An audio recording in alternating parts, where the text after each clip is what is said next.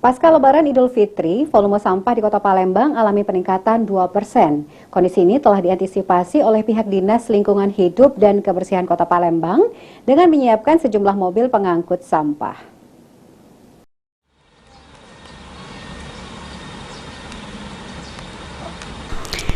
Tidak seperti libur lebaran sebelumnya, pada libur lebaran kali ini, walaupun terjadi penambahan, namun penambahan sampah di Kota Palembang tidak terlalu signifikan, hanya berkisar 2% atau sekitar 850 ton. Namun demikian, pihak dinas terkait yang menangani masalah sampah telah melakukan antisipasi dengan menyiapkan sejumlah mobil pengangkut sampah.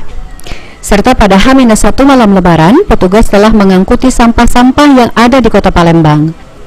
Sejauh ini, menurut Kepala UPTD TPA Sukawinatan, Zaidah Jauhari, sampah di Kota Palembang ini paling banyak dari rumah tangga dari pasar yang ada di Kota Palembang. Saat ini sampah didominasi oleh sampah rumah tangga, terutama sampah yang dihasilkan dari pasar.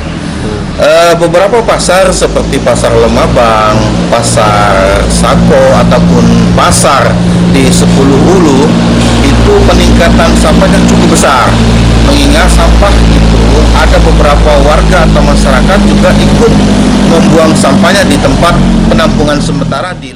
Sementara itu, salah satu sopir mobil pengangkut sampah mengungkapkan jika pada hari ini jumlah sampah yang diangkut mobilnya alami peningkatan dibandingkan hari-hari biasa. Ya terjadi gitu. Lumayan banyak sih. Lumayan banyak? Iya, soalnya lebaran kan posisinya. Ini sudah berapa kali kita buang ke sini hari ini? Hari ini baru sekali sih. Baru satu kali? Iya. Kita dari daerah mana, Kak? Kita ngambil sampahnya di Talang Klapo. Talang Klapo? Iya. Ini kebanyakan dari mana, Kak? Rumah tangga atau gimana?